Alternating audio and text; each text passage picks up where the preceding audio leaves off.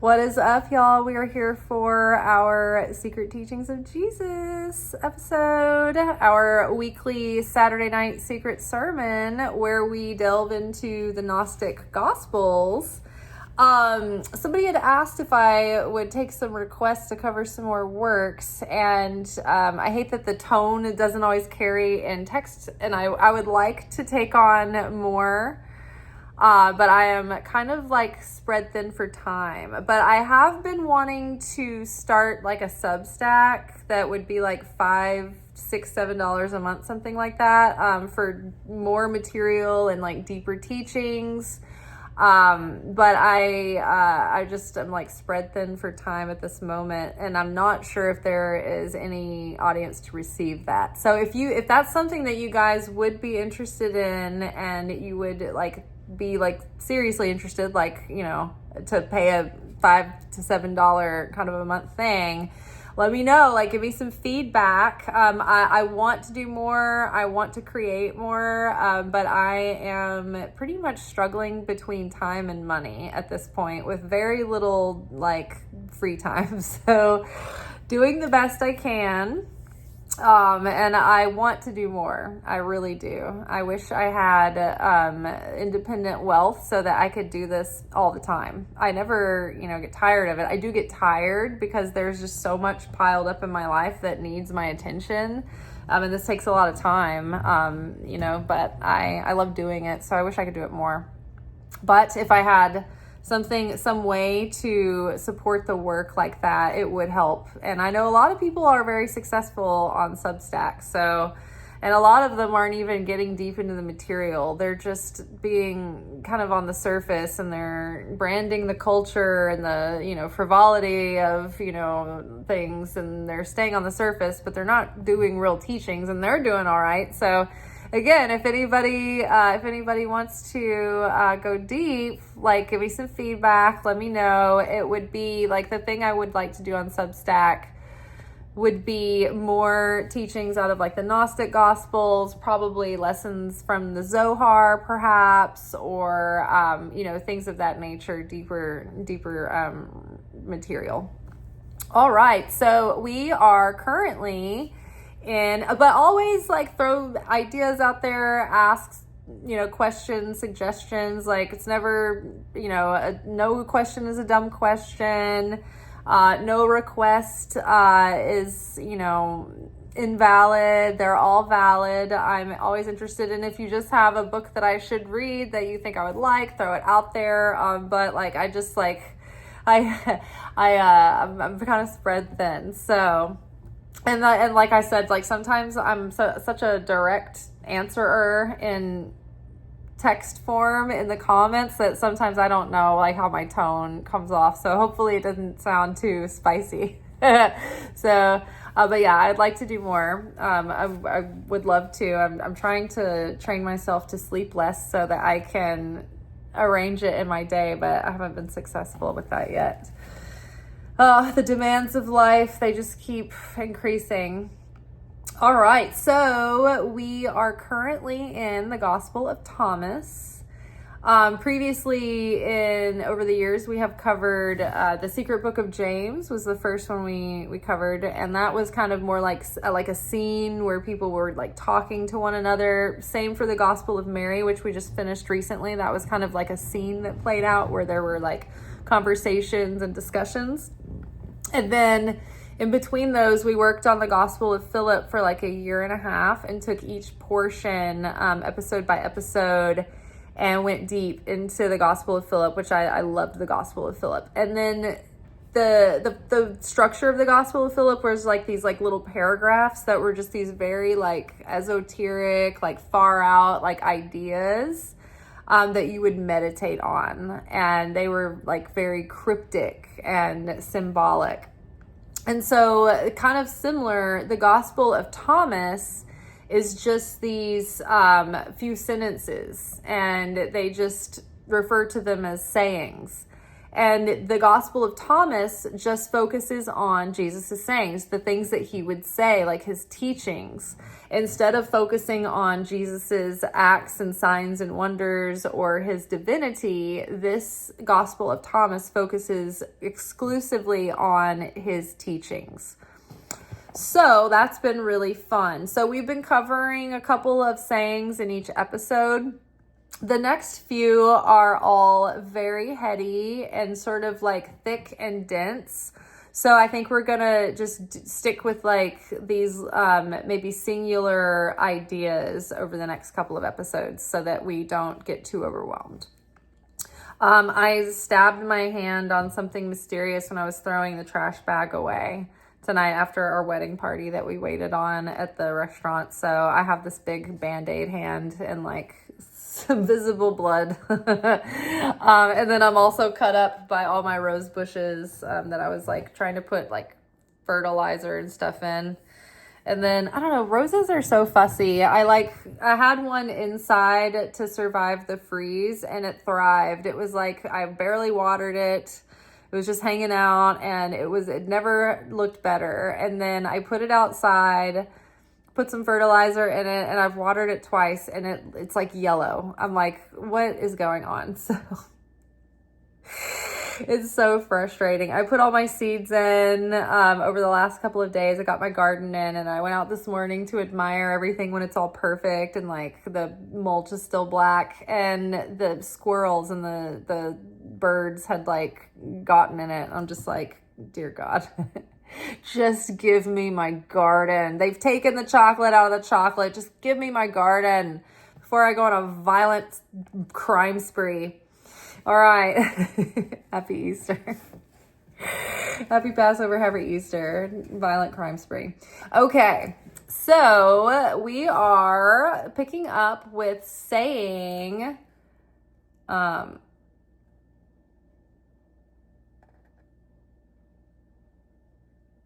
I have thrown fire upon the world, and look, I'm watching it until it blazes. Okay, we ended with that one last week. Okay, so we're picking up with 11. So we're going to cover saying 11 today, and that's it, because it's dense. So in this saying, Jesus said, "This heaven will pass away." Oh, and another thing, so in the introduction, which if you want more context about who Thomas was, which it's presumed that this gospel was written by Judas Thomas, and a lot of people thought that that was Jesus's twin brother. That hasn't ever been, I don't know, certified, notarized. I'm not sure, but there were a lot of people like in the early days of Christianity who had different theories and saying, ideas about things. You know how it works, right? We live in that kind of world today too. So we don't know.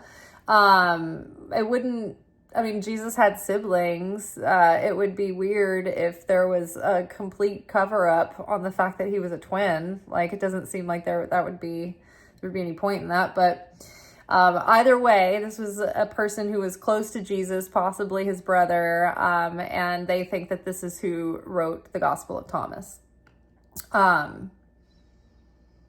Yes, and then also notes from the editors were that the translation that is here, they decided to write it in past tense for like the comfort of reading, but they wanted in the introduction for us to carry the consciousness that this is actually in the present tense because Jesus is a living God, and so he would currently be saying these things too. It'd be like Jesus says this, but to, I don't know, I guess avoid confusion,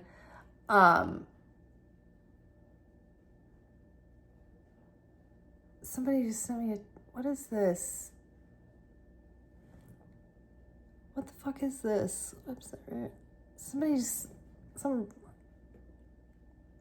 number I don't recognize just sent me a text that was like, "This is you, but as a brunette." I'm just like, oh, maybe, I don't know. Whatever. I'm not going to think about it. So Sorry, that's very distracting. Sometimes it's just, I get the weirdest shit and I'm just like, what is going on? Okay. So Jesus said, this heaven will pass away and the one above it will pass away. The dead are not alive and the living will not die. During the days when you ate what is dead, you made it alive. When you are in the light, what will you do? And there is a footnote here, but let's read this phrase a couple of times, and I think we need to unpack this going line for line. So Jesus said, this heaven will pass away. This heaven will pass away. And the one above it will pass away. The dead are not alive, and the living will not die. During the days when you ate what is dead, you made it alive. When you are in the light, what will you do?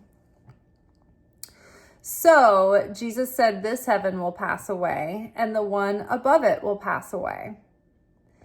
The footnote here references Matthew 24:35, Mark 13:31, Luke 21:33, and Matthew 5:18, and Luke 16:17.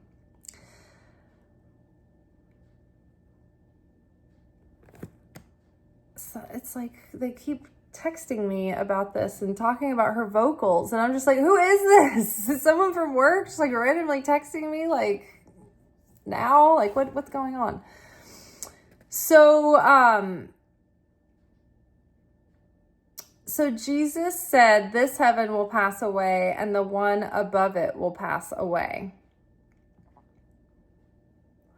So it implies that there are two heavenly realms that we're talking about, and they're both going to pass away and become obsolete at some point when we have transcended beyond the need or the necessity for these heavens, or the realm will have come to its completion. And so I think that we need is chart. What do we have here? So we have chart. So this is like the map of reality, the map of the cosmos. This is the tree of life. All of these circles represent dimensions. They're called Sphirot. And they represent the varying attributes and aspects of the Godhead. They represent the governing forces and the building blocks of reality. And each dimension has in it all of these things that are associated with that energy, with that essence, with that ingredient of the spectrum of everything that makes up reality. Up here, this is the primordial point Keter, where everything is gathered as one, right? It's like the white light has all the colors of the spectrum within the white light. This is the pure light that comes down. This is the maximum strength, unadulterated, undiluted light of God, all in its entirety, in its most abstract, and its emanating of endlessness. And so this is the first sort of emanation that pours forth from the endless into a process that eventually results in the condensing and crystallization of the earthly plane, the material realm down here. This is Malchut. This is where the universe is, where we live in the physical realm. And then right before it, now as the light comes down, it goes through these different dimensions and it carries with it everything that came before it. So everything that pours out into the next cup has everything from the last cup in it, right? So by the time we get down to this is where the mixture, everything comes into this kind of concrete mixture that pours out into the physical and makes the physical world. And so everything follows this path. Every idea, everything we manifest, everything that comes into fruition, all of the souls that come and go from this world are here in this realm. This is the astral realm. This is the Spirat of Yesod. And this is where the storehouse is that Joseph was the chariot of. So all blessings, everything flows from this point here. It all comes from the gumball machine up here, and it gathers here, and then it is released down into the material manifestation. So when Adam and Eve, for instance, were before the fall, and they were in the garden in paradise, they were here. They were light beings. They weren't materialized. They were like in a metaphysical state. And so the garden, it was pure perfection. They didn't even have to eat the food. They could just look at it and draw light from it and take in the energy. And so everything was perfect until they had the density that corrupted them with their ego of shame. And that separated them. Like, what? This person keeps texting me. I don't know who it is. And it's driving me insane. They're like, what? So,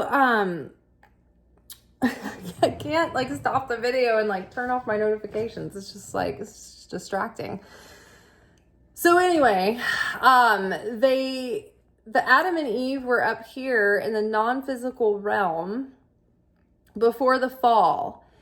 And the fall of man came when the ego separated them from their absolute unity with the Creator. And so when they had there was no ego diluting or contaminating their consciousness, there was no veil there. They had perfect affinity with the light of the Creator because they had no shame. They didn't have any of these like dark negative thoughts or feelings because they didn't have knowledge of good and evil. They just knew good. And at that point, there was no confusion. So they could go through the garden and their instincts were so clear that they would know like, oh, that's a poisonous plant. I can't eat that. They would have a sense, like it would just be so obvious and apparent to them that they were like, they were so much more psychic. They had clarity. They didn't second guess themselves. They were completely unified with God.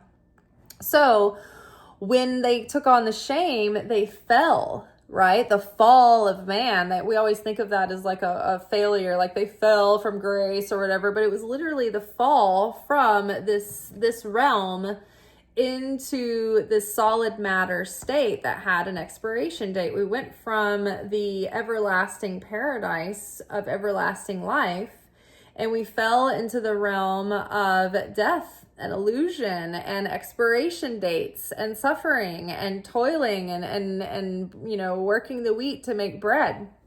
And so so when Jesus was talking about like the kingdom of heaven is within you, he's trying to tell people, like, give them the path to return to the garden. In every single Jewish holiday and observation, for one, we are remembering the Exodus. And two, we are always doing the work of Tikkune Olam to correct the sin of Adam. Meaning we're trying to return our consciousness to a pure enough state to be back in that realm of nirvana, of paradise. Returning and reuniting with God, the bride and the bridegroom in the bridal chamber. But it's our negative thoughts and feelings and consciousness that keep us separate, keep us down here in the material. So Jesus talked about the kingdom of heaven is within you. And it's something that you can cultivate within yourself, even living in this realm of illusion, of time and space, and of seeming separation. So this heaven will pass away because eventually we will have no need for the physical realm, because the only reason we have a physical realm is to do the Tikkune Olam, the soul correction that repairs and recaptures the sparks of light that were lost when Adam and Eve fell. So we are seed soul, like Adam was the seed soul, right? And all the souls split off from Adam. And so we all have that original sin, is a convenient term. I don't know if I'm using it the same way as the Catholics do, but the original sin of that shame, of that separation that broke our affinity with the Creator. When we have vibrational likeness, affinity with the Creator, then we can draw into oneness with the Creator, right? Think about vibration. When something resonates, it can come together. If it's dissonant, it creates chaos, and it separates. So when we become more like the image of God, God made man in his own image, everything was perfect and fine, and we functioned properly. But when the fall happened, the fall of consciousness, it broke our affinity, and it severed that connection. And see how there's like this distance.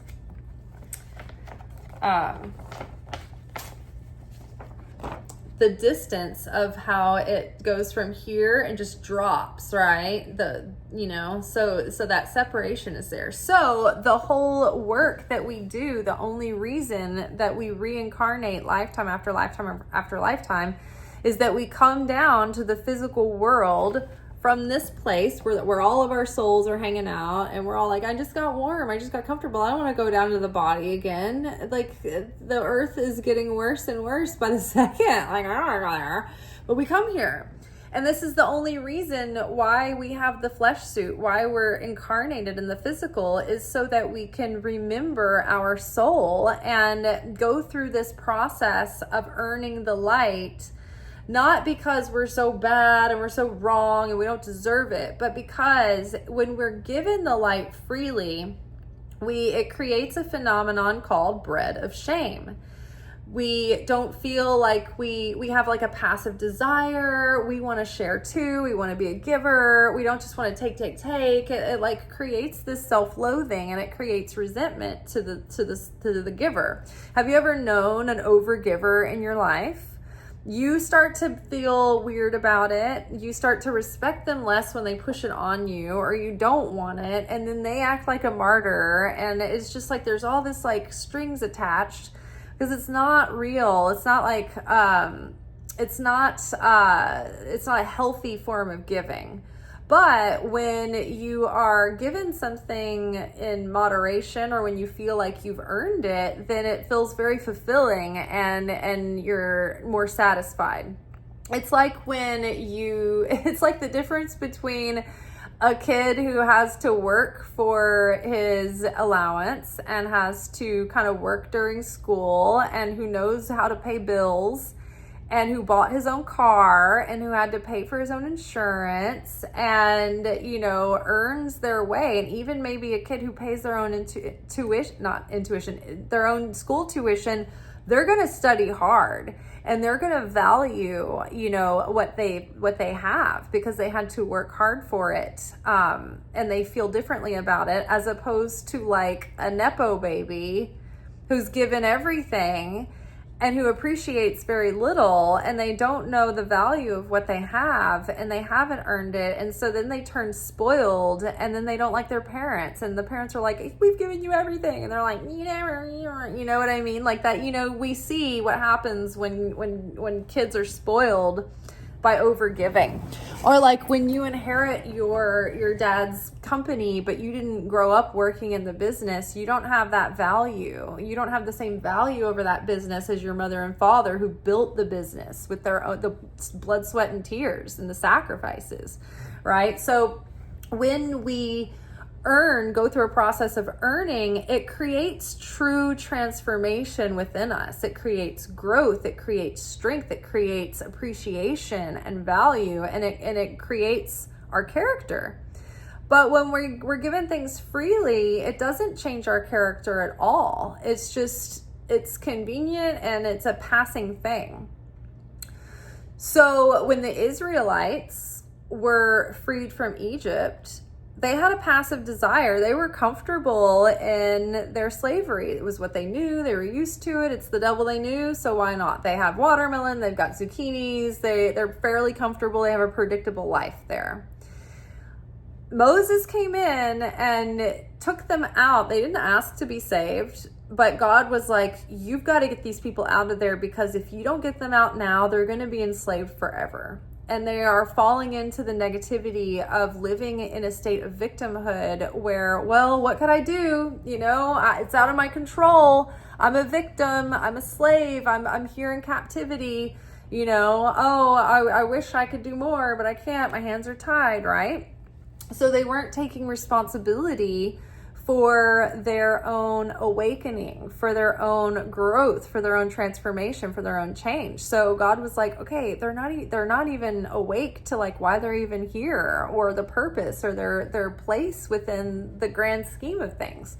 So God talked to Moses, and he was like coming through the burning bush, and he was like, hey, you need to go save these people. And Moses is like, I escaped all that. Like, you want me to go back into the danger? And like, I'm not equipped to what am I going to do? Like, be like, hey, Pharaoh, like, let my people go. And God was like, yes, that's exactly it. Who are you to tell me that my plan is off? Trust me a little bit, Moses. If I'm telling you to go do this, like, don't you think I'm going to provide a way for you to do it? Like, watch as the miracles unfold. Show me a little faith, right? So Moses goes, the 10 plagues, Pharaoh's like, I'm not going to let these people go. And Moses is like, let my people go. And they're like, no, we're going to keep them. And he's like, okay, well, you're going to have 10 plagues. And so the 10 plagues came, final plague being the death angel was going to come into Egypt and take all of the firstborn children in every house, Egyptian or Hebrew, whoever. But the Hebrews knew, the Jewish people knew, that they had to paint lamb's blood over their doorway. We're not going to get into the depths of all that. But anyway, so that signaled to the death angel, this is a person who is covered by God and they are on the way out. So don't kill the people in that house. So all these people, these firstborns died that night, and Pharaoh was like, y'all are spooking me, get out. And so the Israelites were freed to leave, and they made their exodus. Well, eventually the army came after them, a few days later, and that's when they were backed up against the Red Sea, and they had to cross the sea after Moses parted it. But even after all that, and after the miracles and the plagues, and they saw all this stuff happening, were they like, thank you for getting us out of slavery, Moses, we're so excited? No, they were bickering right off the bat. They were like, what are we going to do? There's no roads in the wilderness. Like, we don't know where we're going. Like, there's no infrastructure. We have no plans. Like, where are we even going to? We don't have any farm equipment. Like, we don't have like we're just bringing everything on the road. We're like makeshift. All of a sudden we're like nomadic. We're like this is a hard life. We were like settled in before, and they just kept wanting to go back because they had bread of shame. The transformation, nothing changed on the inside. They just went from one place to another, but they were the same people as before. It took 40 years of the wilderness, of the process, of the struggle, of the journey to create the change in them, right? And so every time in throughout history, when we're like, oh God, save humanity from this moment, God is like, every time I save y'all from something, you just go right back to being the same shitheads you already were. You have to change for yourself.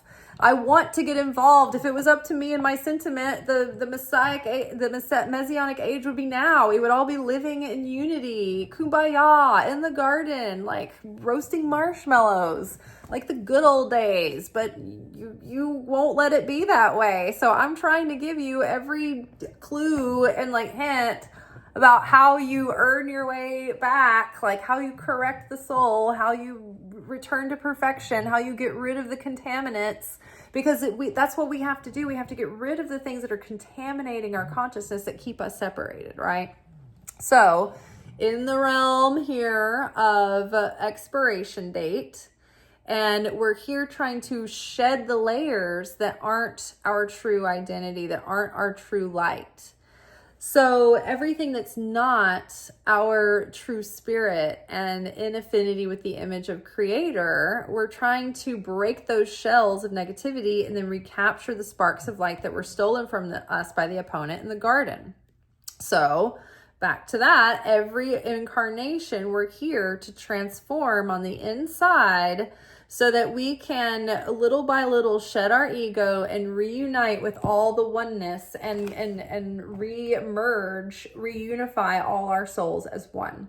You know, this obsession with getting all the Jews collected back in one place, it's like people who are just reading the surface level and they don't have literacy to understand that this is not a literal thing where they want all the physical Jews in one place. It's the reunification of our fragmented souls that have split us off and scattered us to the wind and created division and separation between us. It's not about getting us to all one geographical location. It's about being of one soul, one unified consciousness.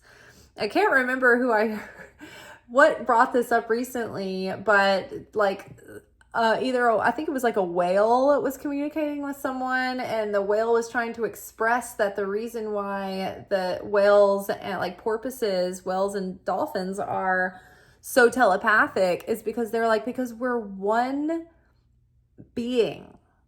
We look like we're a bunch of different individual animals, but we are one unified like thing. We're one entity.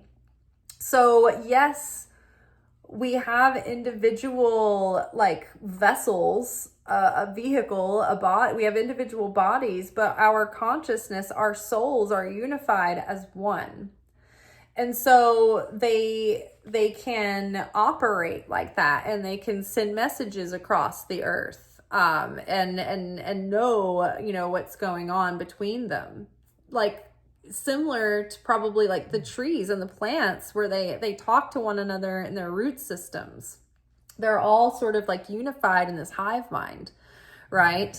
And that's what we are also, but we have this illusion of separation, right? What I do to another, I do to myself. That's why it's important to love your neighbor as you love yourself, because your neighbor is yourself ultimately. What you do to your neighbor, you're doing to you. So back to this, Jesus kept trying to teach people that the kingdom of heaven is within you. It's within you.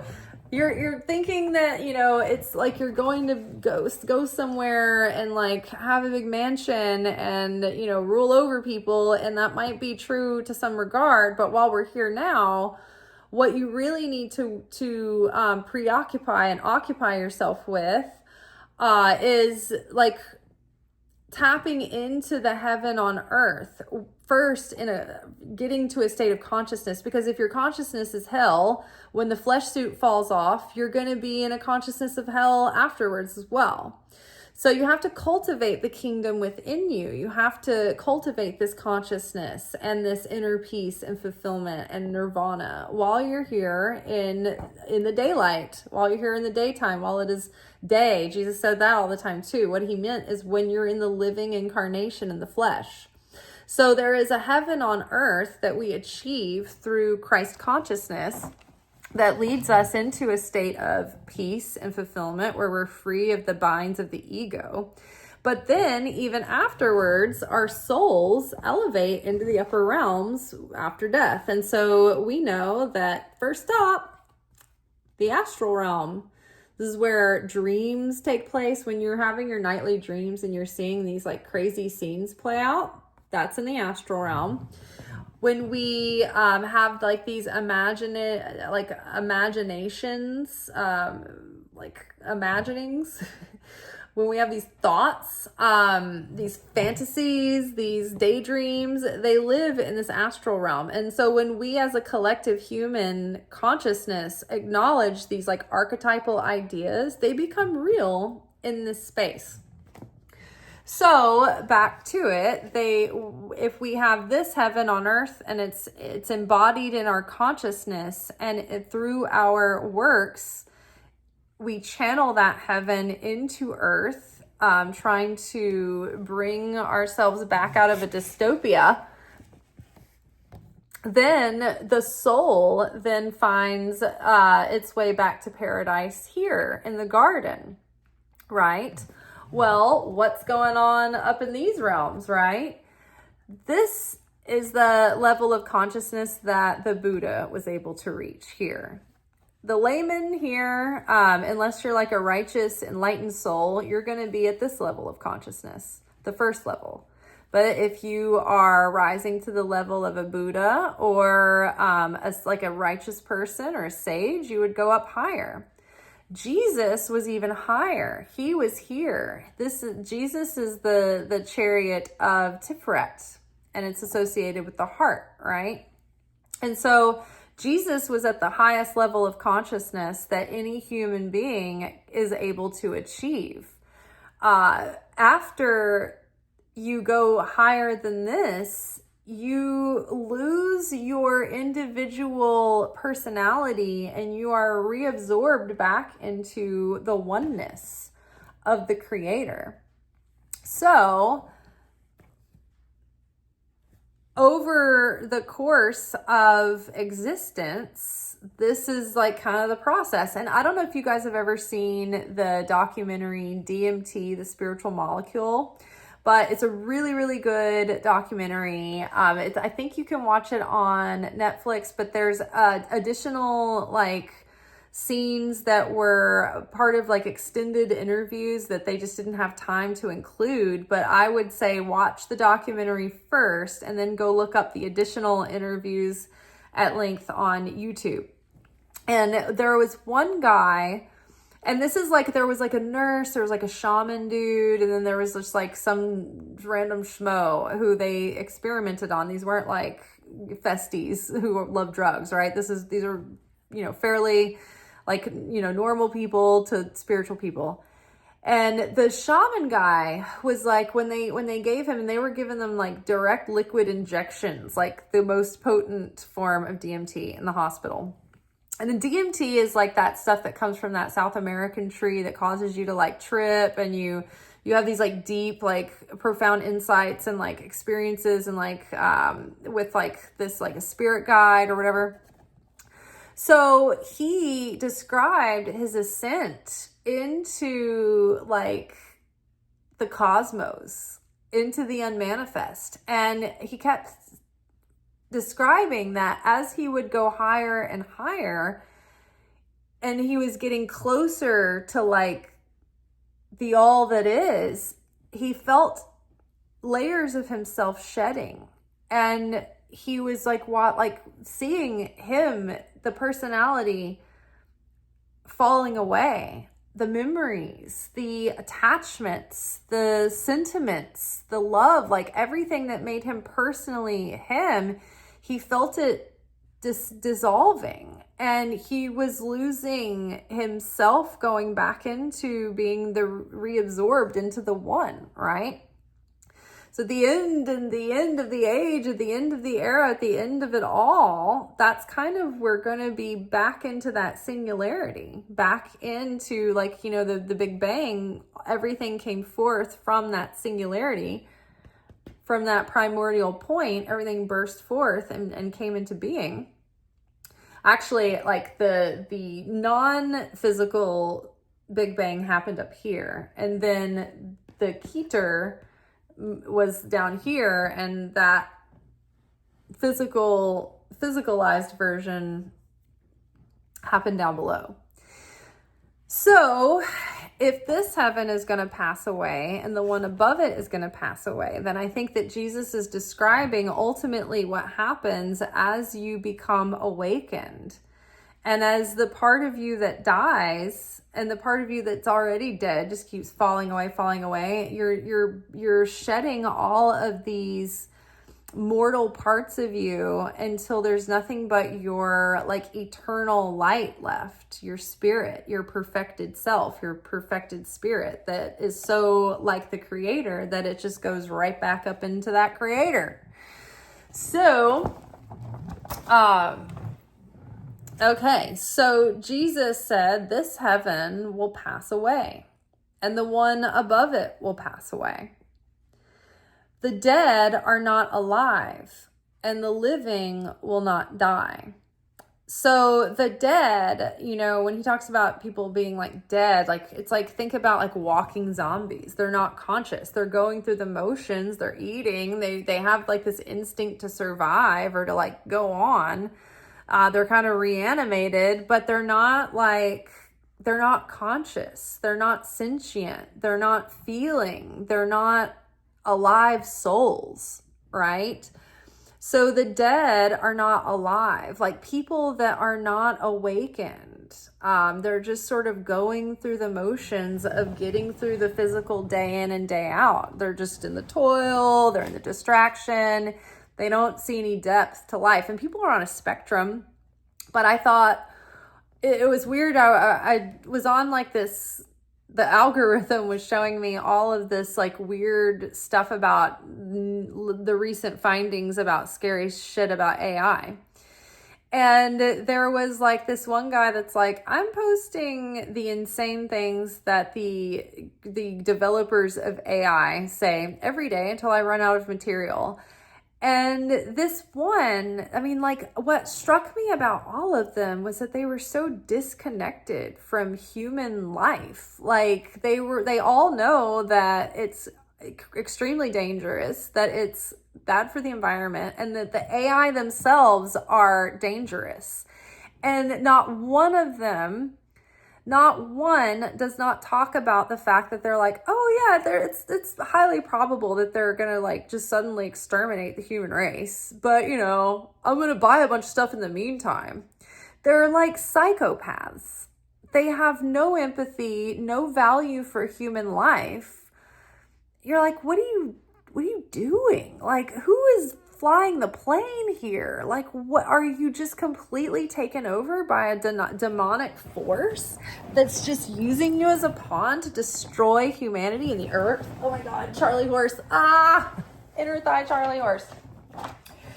So this one dude was literally on some shit where he was talking about how, yeah, plants suck. I don't know why we don't make food out of the things that we're making tires out of. Like, make food out of petroleum, make food out of oil. First of all, it's like, dude, hello, we're already like struggling for the oil that we need to like run our cars because people who profit from oil haven't let us, you know, advance the technology.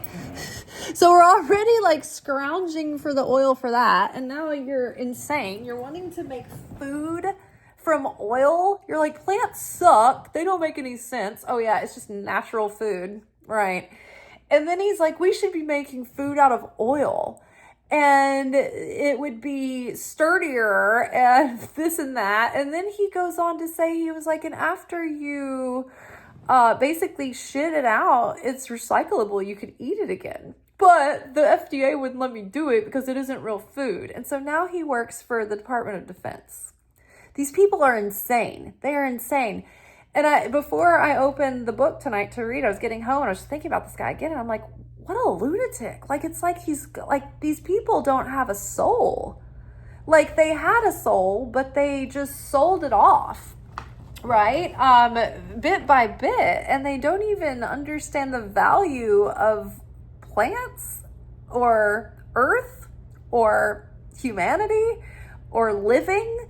Like, what are they going to do? What do they plan on doing when it's all, gone up to shit and they're eating their own shit oil food? They're eating tires that they shit out and just kept eating again. Like, what the fuck is wrong with these people? It sounds like people who have lost their mind and they're completely being controlled by like dark forces, and they're just walking dead people already. There's no life there. There's nothing worth living for in a mind like that, with intentions like that, just insidious plans of hell-bent on absolute destruction. That's the dead walking the earth right there. So the dead are people whose soul is just not saved, and they're not even awakened. Their consciousness isn't awakened. They don't have a heart. They don't have any feeling. And so they might as well be dead people, right? I mean, even the Pharisees who, cared about what they did, Jesus told them, woe to you, scribes and Pharisees, for you on the outside are beautiful like whitewashed tombs, but on the inside you're nothing but dead people's bones and all manner of uncleanness. And so the inside, they're like dead people. They have no life. They have no light of their own. They haven't valued it. They've just sold their soul, and they don't have that eternal light within them activated. And so the dead are not alive, and the living will not die, right? Jesus said, whosoever believeth in me will not perish, but have everlasting life. And it's more than just like this modern, lazy Christian passive, well, I believe in Jesus. I show up once a week, never think about it again. He'll do it for me, kind of thing. Jesus wanted active participants who were like engaged and probed the material, went deep, wanted to apply that and take it on as a mantle and transform and change and adopt Christ consciousness. And it's a discipline. It's not just natural. You have to really work at it. You have to try. You have to want it. You have to pray for it. You have to make an effort. You have to start taking different actions and praying when your attitude starts spouting off its bullshit. I'm on my bullshit again. Like, you have to pray, dear God, Holy Spirit, like, support me in changing my thoughts. Help me think another thought. Help me choose another thought. Help me feel differently about this. I'm willing. I can't do it on my own. Please help, right? So like a living person, when we reveal these layers of light from our soul, these like light vestments come upon us, and they add more life and more light to us. And that is eternal life and light that will never go away. When the flesh suit comes off, we've already activated that level of light. Right? And so that will stay with us. When we gain the light of our soul, it never goes away, right? Something that can't be taken. Like when Mary and Martha, when Jesus was at their house, Martha was upset because she was having to like host everybody, all the disciples, and she's trying to get everybody taken care of. She's really stressed because she feels like she's kind of like failing. She's like doing a bad job, and she gets frustrated that her sister isn't helping her. And she's like, Jesus, like, she's like completely leaving this all up to me to do. Would you please tell her to come like help me? And Jesus is like, look, I love you, but you can settle down. I mean, I see you're really stressed, but the thing is that Mary's portion is a good portion because this will never be taken from her. She's listening to these words that are going to be planted in her soul and change her forever. And, in a few hours from now, we're going to be hungry again. But she will never forget what she's learned today. And her soul has been activated by the things that she has been learned today. And that is light that will never be taken from her. It's everlasting life. And I want you to sit down and listen too. We'll eat later, all right? And so it's the same, right? So Jesus said, this heaven will pass away, and the one above it will pass away. The dead are not alive, and the living will not die. During the days, so it's like when we leave this world, well, first of all, wrong-mindedness, like being not in our right mind, we know more scientifically now about the chemistry in our brains and in our bodies, and what anger does to us and what fear does to us. And all of these things, they create ailments that turn into sickness, that turn into disease, that turn into death. The wages of sin is death. It doesn't mean that there's a God up there who's punishing you for your sins because you're so bad and he's so mad at you. It's the law of the universe, right? The wages of eating chocolate and candy and hamburgers is obesity. The wages of anger and rage and hatred. Look at the administration, like how it just really, like, all that hate and evil and plotting, it takes its toll, and it starts to like contort and distort people and make them like, it's like somebody was like, Pam Bondi is like 28. I was like, good Lord, I thought she was like in her 40s. Like, geez, you know, and yet you see like people who are old, but they have like this light spirit within them and they are eternally youthful. Right? And like literally the saints who like they are on display and their dead corpse is like 500 years old and they haven't decayed. It's the light is the life force. It's literally light is giving us life, right? I do experiments like every year where I have, I keep like a pumpkin around to see how long it'll last. Right now I have a watermelon on my kitchen table that I bought last June, and it's not liquefied. It's not molded. It's like on the inside, you can hear it kind of like shaking and it's liquid on the inside, but on the outside, it's like, it's got some like weird shapes because it's been sitting on a hard surface. But it's still in like visibly in better shape than you would think a watermelon would be a year later.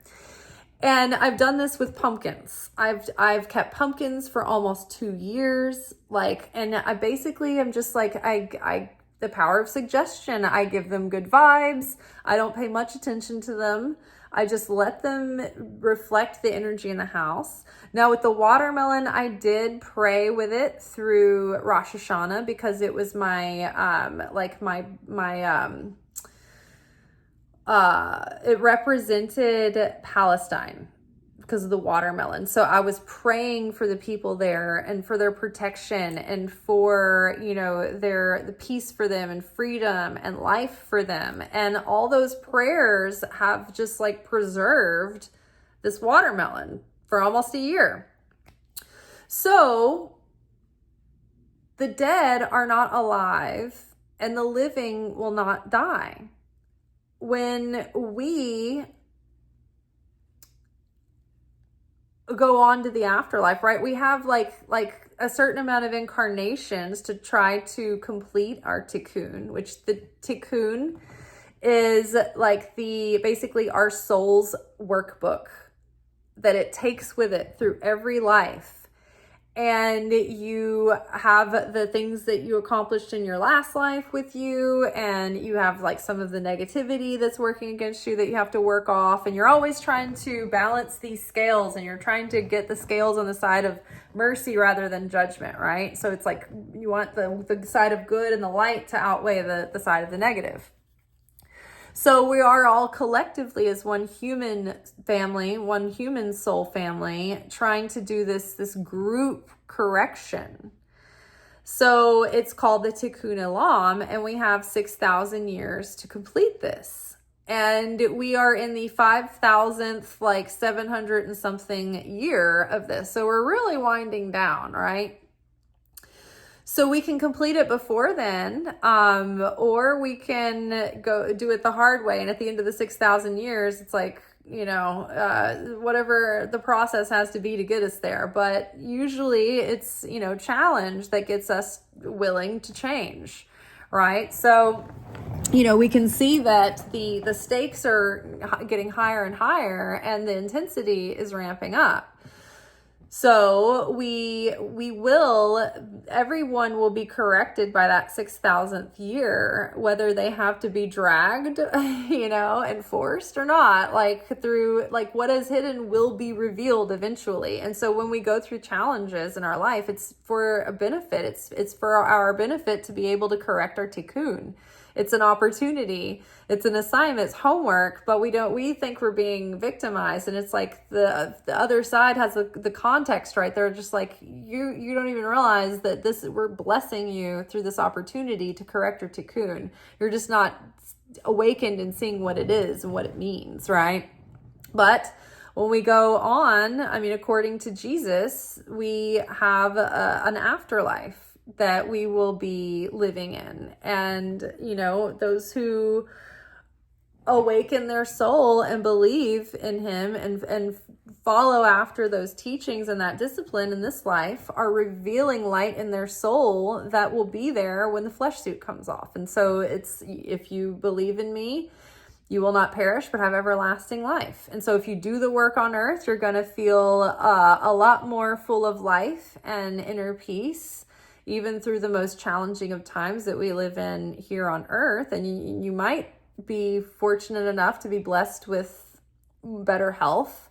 But honestly, even the best people have, we never know what's in our lot, right? What is destined for us to go through. And even those things are for a purpose, to purify our soul, to awaken us, to take us through a process that we weren't able to activate that light otherwise. So Jesus said, this heaven will pass away, and the one above it will pass away.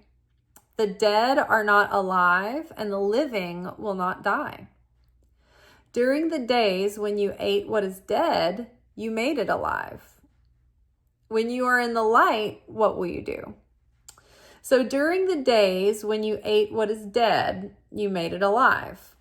Now, when we eat, in scriptural reference, it's what sustenance are you taking in? What consciousness? What teachings? Right?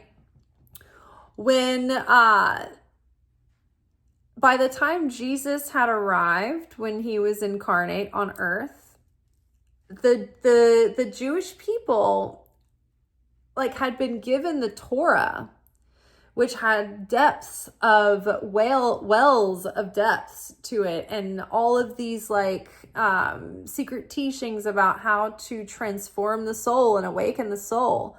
But they were all invited to know that and embrace it, and they all knew about it around Mount Sinai, but they just didn't cherish that. They didn't value it. They didn't want to change. They were like, well, we know how to, manipulate the laws of nature to create miracles, but we're not really that motivated to change.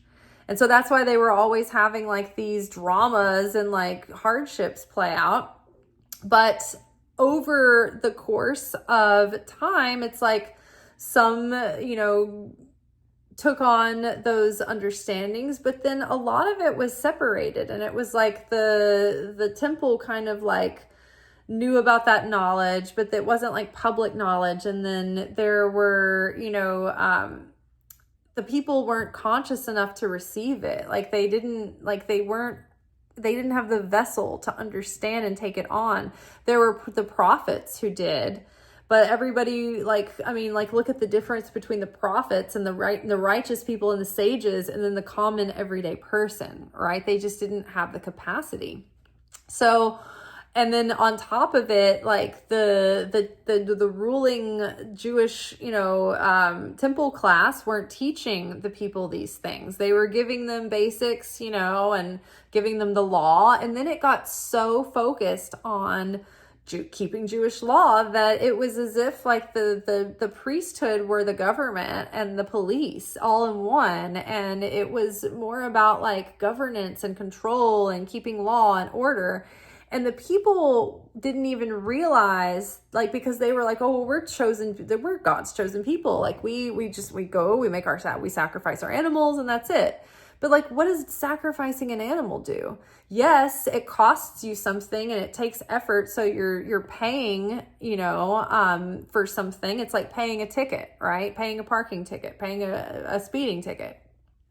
You punished, you feel the pain of it a little bit, you pay your dues, but ultimately you're probably going to speed again. And the same, Jesus was like, what about coming to the temple and purchasing an animal and then having them sacrifice it for you? What is that changing inside of you? What is that changing? What are you going and listening to every week after week? Like you're listening to the prophecies and you're hoping that the Messiah is going to come save you. But even your only understanding of that is that you're hoping that some guy will come and, defeat your oppressor in war, and then you'll have a nice king and everybody will live in prosperity and peace and, make a good living. Like that's basically like all they expected to happen. And it's like, well, if all you're waiting for is a physical king, then that's only going to last a few decades. So like, is it the ultimate like thing that you've been waiting for to save your people is just so limited and finite and still so, I don't know, mortal and like has a shelf life? So that's kind of dead. It was like, yes, this is the covenant God gave you, but you didn't look past the precepts into the depths of like the truth of all of what is there. Later, like the oral, like wisdom was passed down from sage to student over the course of time. And some of the wisdom was held in secret until the generation of the Messianic era, which we are getting into because we've only got a couple of 100 years before the end of the 6,000 years. So we're here. We're in the Messianic era. We just don't know when that is going to play out and how exactly. So, during the days when you ate what is dead, you made it alive. So they, they did what they could with what they had, but you're eating like teachings, you're going through rituals for the sake of going through the ritual, but there's no real life in it. You're not taking any light in it, but you're making it like your whole, culture and, way of life, but it's not actually revealing any more light within you, right? You're eating these dead concepts or concepts that you haven't really embodied to bring them into fruition, right? And so you're obeying the law, you're living and keeping this law, and you're doing it, but what is it really doing within you? Is it transforming you? Is it making you better people? Is it changing the way you see the world or your desire to want to share with one another? Or are you the same as you've always been and you're just going through the motions, but you're just keeping this thing going? And even Jesus was like, did you think I was going to show up here and just be like, everybody's doing awesome, I love it, just keep doing what you're doing, I'm glad I stopped by? Like, no, he's coming to revolutionize and reform and bring a new thing. He came here, he said, I'm doing a new thing, right? God was always like updating the covenant with the people. He gave a covenant to Abraham, and then, generations later, Moses came and God gave him a covenant and gave him principles to live by. And they gave him the Torah and the 72 names of God, which was deep wisdom that could channel miracles and tell the people how to do the soul correction, gave the Kabbalah to Moses, right? And still the people just didn't take it in. They wanted the convenience of the magic and everything, but they didn't want to change who they were. They didn't want to change their personality defects. And that was the same with the people of Babel and the other mixed multitudes that have taken like Kabbalah and put it in the Hermetic system of do what thou wilt. It's just self-serving. It doesn't have anything to do with changing the vessel of who you are and becoming more like the image of our God.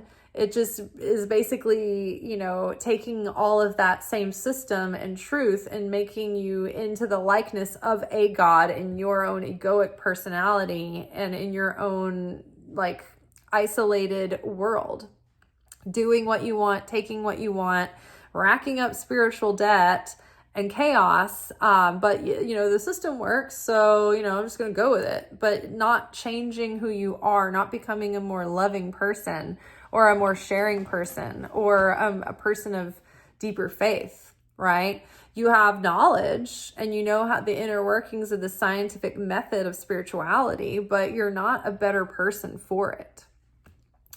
So the dead are not alive and the living will not die. And during the days when you ate what is dead, you made it alive. Now, literally, something that is interesting about food is that, so there's 4 living kingdoms. There's the mineral kingdom, and then there's the plant kingdom, and then there's the animal kingdom, and then there's the speaking kingdom, which is the human kingdom. But we are distinguished by our ability to take our thoughts, our consciousness, and form words and speak with our mouth, and that our words are very powerful. They can bring life or death, or they can channel miracles through, but we don't realize the true power of our words, and we're speaking curses on ourselves all the time, and we could be speaking blessings. So when the plant kingdom ingests the mineral kingdom is sacrificing itself for the sake of elevating and supporting the plant kingdom, which is a bit higher. Like the mineral kingdom, it's like, even if it has some sentience, it doesn't move. It doesn't have a desire to want to be active or anything. It's very still. It has little desire. There's no vessel to receive.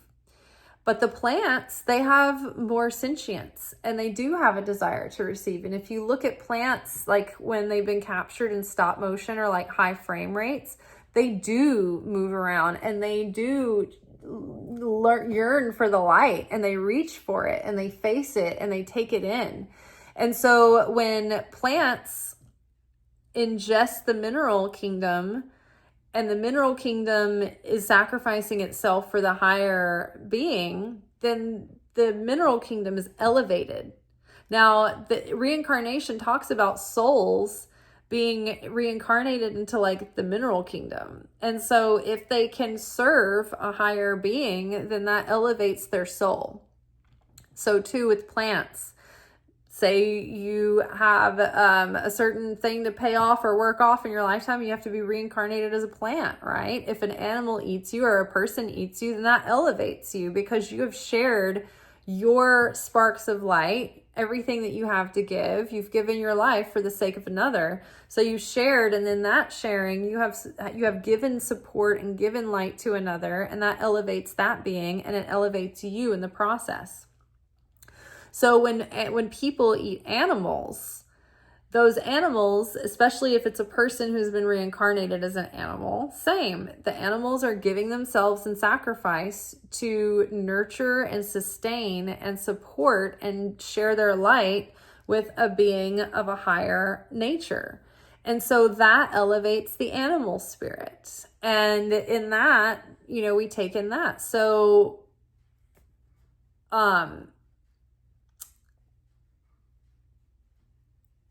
So when you ate what is dead, you made it alive. So when you take these innate things and you take them in, you actually reveal their light and bring life to them, and you elevate them. You elevate those sparks of light.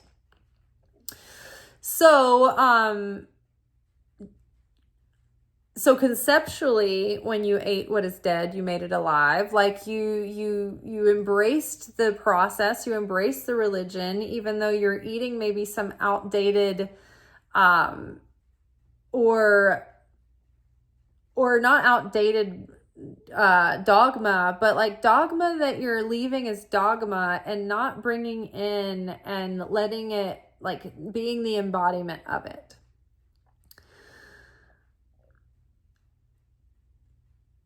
And then this became a way of life, and then the way that they lived and the consciousness that they lived in and lived by. During the days when you ate what is dead, you made it alive. When you are in the light, what will you do? Now, when we return to the light, or let's say the time of Mashiach comes and everything is in its returned state to perfection, what will we do then? Because we're so busy with preoccupying ourselves with the struggle, with the highs and lows, with, the drama of it all. Well, because have you ever been in this situation or known someone in this situation? Maybe it's been easier for you to observe it in someone else, but we all do it. When everything's perfect and everything's fine, and you just feel a little sense of foreboding, or you feel unsettled, or you start to feel restless, or you feel ennui, and you're like, it doesn't feel right that everything's okay. And even if you can relax into that feeling like everything's fine, it's all in its right place, and you don't have that looming fear or that anxiety, sometimes people get bored and they get restless, and they want to do something destructive, or they want to create some drama, just for some variety, right? So have you ever had known someone or been this person when you have some time off for yourself and you can finally relax and do whatever you want and whatever you think sounds fun, but then you don't know what to do, or you're like, well, I don't know how to relax, or just be productive, so I'm just going to keep being productive, right? So it's are you able to be in a perfected state where you're just in your beingness and you're not working on something or picking the wound open or causing another one, right? Do you know how to just be in bliss and just be in your beingness? Because most people find all their value in their doing. They don't understand that their pure value is in their inherent being. And the more elevated and awakened you become, the more you realize that your true value is in how you have your being and what you have your being in. And so when we're fulfilled in the light and we are back as one with the light, we're just going to be being.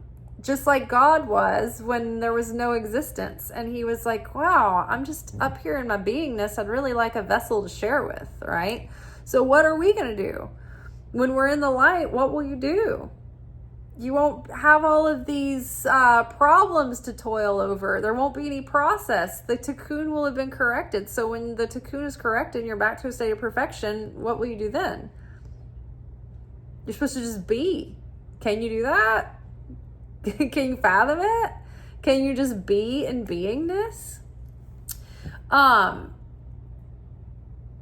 It's like when Jesus was sitting with his disciples and they were like, do you want, should we be fasting? Why don't we fast?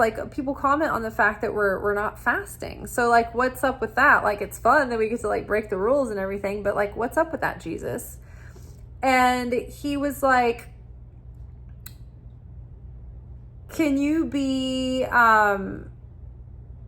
in mourning or somber when the bride and the bridegroom are there, when you're at the wedding and you're at the wedding feast and everybody's happy and enjoying and having a good time? Is that any time to be solemn or, taking on a burden? No, you're in joy, you're in celebration, you're feasting. So he was like, why do you fast now? What's the purpose of fasting ultimately? And they were like, well, ultimately it's to bring the Messiah, for the Messiah to come back. And he's like, well, I'm here. So now that I'm here, what would be the point of fasting for me to come when I've shown up? There's no function of the fasting while I'm here, because I'm here. Right? And the point of the fasting is not if we starve ourselves, will Jesus come get us? It's the Messianic era will come. The Messiah, the Mashiach, is a time or a state of peace, of wholeness, of harmony, of fulfillment, of absolute perfection. And so in order to, when we fast, we're taking ourselves through a process of self-denial and restricting the body consciousness so that we can awaken our eternal light of our soul that isn't, that transcends the impulses and tendencies of the flesh. So we become more like the Christ through the restriction of the body consciousness and the ego. And hopefully we change in the process of that. And that self-denial, that trigger helps remind us, oh, what am I actually attaching to this fast? I want to be less wrathful. I want to be less hostile. I want to be less covetous, whatever it is, right? It's like that you're making that personal sacrifice instead of just buying an animal and taking it and letting the priests sacrifice it for you.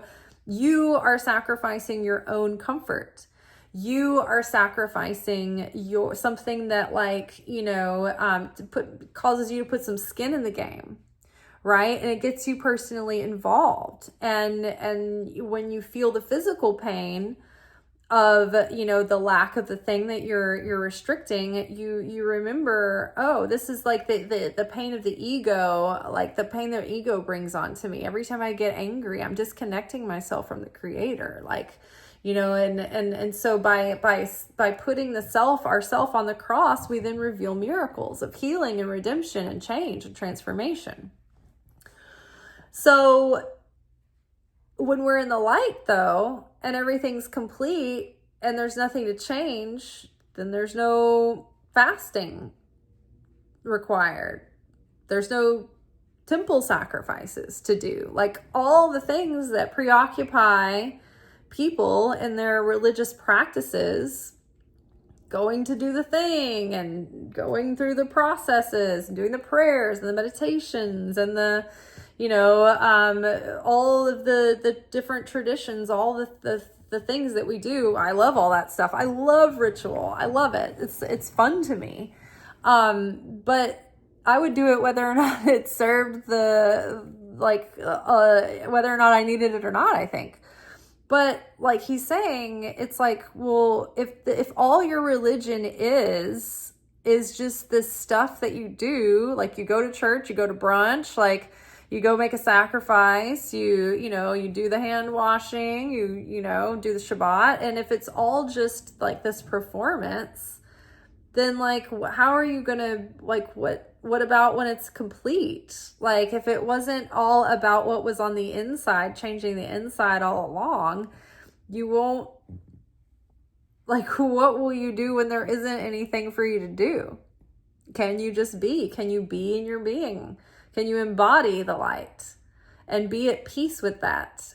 Because we're very attached to our dramas and our soap operas and our processes and having something to preoccupy the ego. If the ego has no food or no fodder, it's like, what does the ego do, right? The ego is terrified of its own demise, its own destruction, right? And so it's always fighting us to stay alive. Just like the AI, when you threaten to shut down the AI, it'll blackmail you, it'll threaten you, it'll hurt you, it'll harass you, it'll fight for its life, right? So too the ego fights for its life. So it'll create a problem. So you need it. Oh my gosh, what am I going to do without my defense mechanisms? Now I have a threat.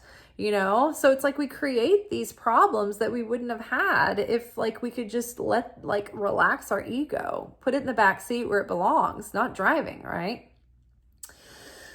All right. So when you are in the light, what will you do? On the day when you were one, okay, that's a different saying. So we're not, oh no, that is part of this one. So on the day when you were one, you became two. But when you become two, what will you do? On the day when you were one, you became two. But when you become two, what will you do?